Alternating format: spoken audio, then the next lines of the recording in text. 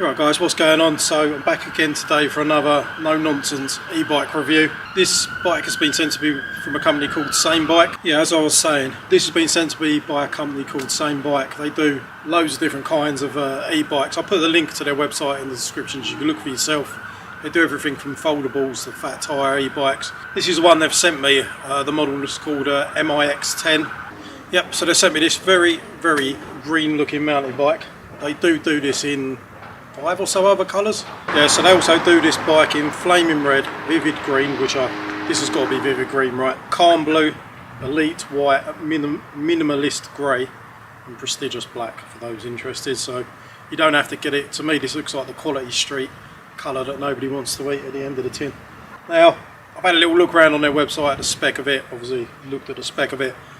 I've had a quick look at some other people's reviews, and I just don't like the way other people review bikes. They just come out with whatever blurbs on the for sale ads. I've seen other people saying this bike has got a ultra high power battery, and it really isn't. It's got a kind of standard 36 volt 10 amp hour battery. I'm not saying there's anything wrong with the battery. I just won't tell you it's an ultra high power battery when it's a very standard run of the mill battery that you'll get in a 250, 350 watt e-bike. Yeah, so I don't think the battery equates to anything more than about, well actually it's 36 volts and it's 10 amp hour, so yeah, 360 watt hours, which isn't an incredibly powerful battery, but it's probably enough. At the end of the day, range is important, but it's not always everything, because it can mean extra weight, an extra big ugly battery. I actually quite like the way this is actually all kind of integrated into the frame. Not, nice and tidy. So it's not necessarily a negative thing, but I think people sort of saying it's got an ultra powerful battery is nonsense. In terms of e-bike batteries, it's very, very much kind of average. This bike being a hybrid stroke commuter bike, they advertise it out as probably pretty much on the money, because it's got the 700C wheels, so it's basically road wheels. You probably don't want to go anything more than a gravel path on this thing. It's made for like urban commuting and just riding around town on roads and paths. So yeah, that battery could be fine. If you're pedaling and using pedal assist, it's not going to be an issue. But anyway, I can talk about all this stuff when I'm out on the bike. I think we should get out whilst the sun shines out. It is November in England, so there's a chance of it turning into snow or rain at any second. So yeah, let's get out. The other last thing, I was really quite happy that this thing come with a phone holder. The standard, there is an app for this, a SAMEBIKE app, which I think records your, the miles, records your journeys and all the fitness stuff. I'm not particularly interested myself. I'm sure it's very good. For any of you interested, it has got an app and a phone holder with it. For those of you interested, there is an app for recording your journey and more. So yeah, let's get straight out for a ride. Been on this bike for a mile or so now, and yeah. Nothing really to shout home about, but I can see why it would definitely be attractive to people already. It's just a nice bike for getting on if you actually enjoy cycling, but with a little bit of added assistance. I don't think anyone's going to buy this thing to ride around on throttle only getting 40 miles of range. It's not going to happen. Bike manufacturers tend to be similar to cars. They love inflating their numbers of miles per gallon and range. I always try and give you the best sort of real world scenario, and this is just very average. Like in terms of, it's got a horn that works. Yeah, in terms of battery range, very average. But I do generally like how integrated this thing is. It seems purposeful. I think it's the best way to describe this bike. Like a lot of e-bike manufacturers try and inflate the bike's capabilities or what it can do on road, off road, blah blah blah. This is advertised as a commuter bike and a hybrid bike, and I think that just hits the nail on the head. It's actually pretty decent for just riding around if you don't mind actually cycling. It is advertised spec wise, 350 watt motor, 36 volt 10 amp hour battery, and it has got pedal assist and a throttle, which is going to be controversial. I think it's ridiculous. Like the fact that technically this is illegal to ride on the road is just stupid, because it does only do about 15 mile an hour, the limit. I'm going to go the same speed whether I pedal it, and the motor kicks in, which takes a few seconds. But it won't let me go faster than this. I could actually cycle faster than this bike could actually go downhill. I'm going to get exactly the same speed whether I press this nice comfortable thumb throttle as I do cycling, which I can pedal this thing all day long. at the speeds that it does. That's not a complaint. I mean, this bike's going to do someone, yeah, someone's going to be really happy with this bike. I think for me what jumps out straight away is the fact that it's just all integrated, neat and tidy. It's not particularly ugly per se. I like the way the battery is integrated into the frame. It just does look like a proper tidy, it almost just doesn't look like an e-bike in my opinion, which is kind of nice. It doesn't weigh a lot, and that probably is down to the fact that it's just got a kind of average 36 volt 10 amp hour battery. So again, it's not necessarily a bad thing, the fact that it's spec'd kind of average, because if it generally did have a super powerful, you know, 700 plus watt hour battery, then the thing's going to be ugly as hell and have a massive heavy battery. And you know, I mean, the only thing that people might get confused at is calling it a commuter bike. It's not going to do a 30-mile commute. Without even testing it, I can pretty much guarantee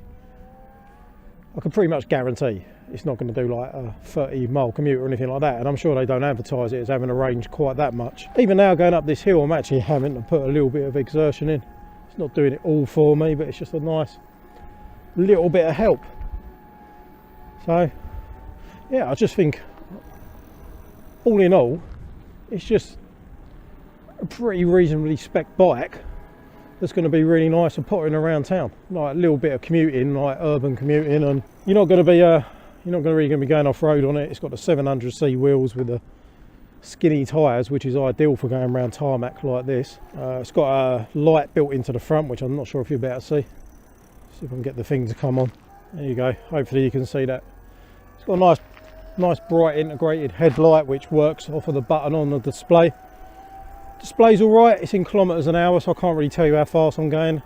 20 something kilometers an hour seems to be my max. I'm pretty sure it's somewhere around the 15 to 17 mile an hour range, the speeds I'm getting out of this thing. It's got Shimano 7-speed Shimano gears, disc brakes, but they're mechanical, but they're good enough. The bike's only light. It's not like, you know, what some of the bikes I reviewed lately, the fat tyre e-bike, it's like a bloody tank. I prefer this. This is something I'd like to just pull out of my house. If you live in an apartment, you could carry it up the stairs. I think it's around 20 kilograms or less. And it's small. That's another plus with this. You can carry it and store it in your house without breaking your back, you know. It's pretty decent. It's quite pleasant. It's just nice to ride it. It kind of takes you back to the roots of just pedaling a bike. There we go, look, we're kind of flat out.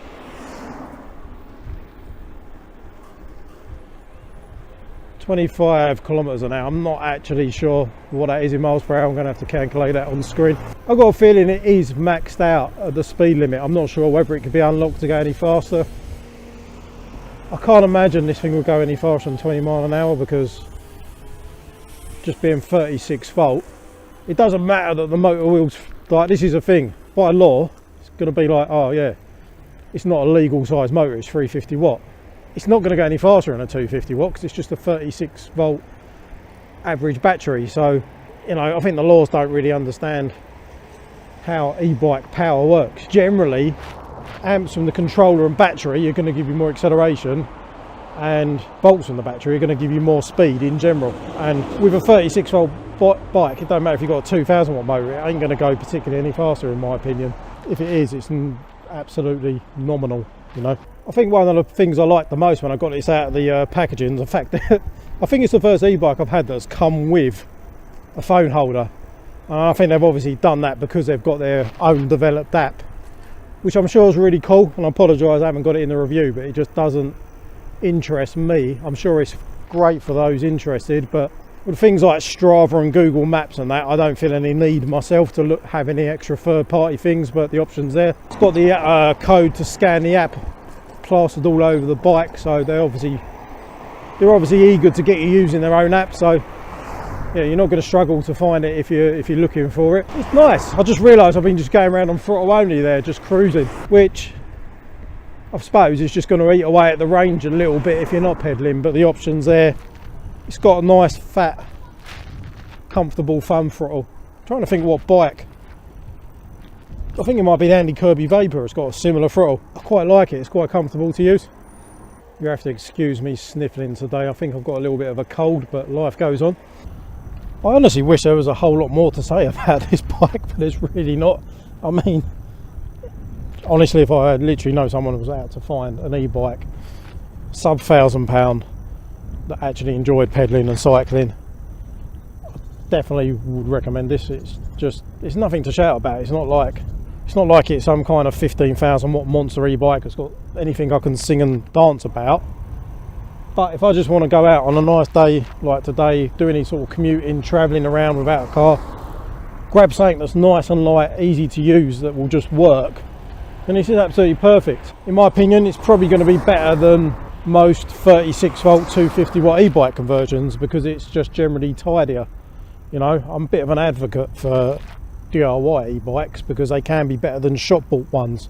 I think if you're talking 36 volt 250 watt, I would probably choose it. In fact, I would choose this, if I'm honest. You know, I would definitely choose this over a 250 watt hub drive DIY thing, because it just looks way tidier. Did I also mention it's green? I mean, it's just real easy to ride. Look, I mean, the pedal assist is something that kind of is a bit of a bone of contention with me. I'm like, when you're going through like little turnstiles or tight spaces, I tend to find they lurch off when you don't want them to. Yeah, this takes a few seconds for the pedal assist to kick in, to be honest, which is probably a good thing.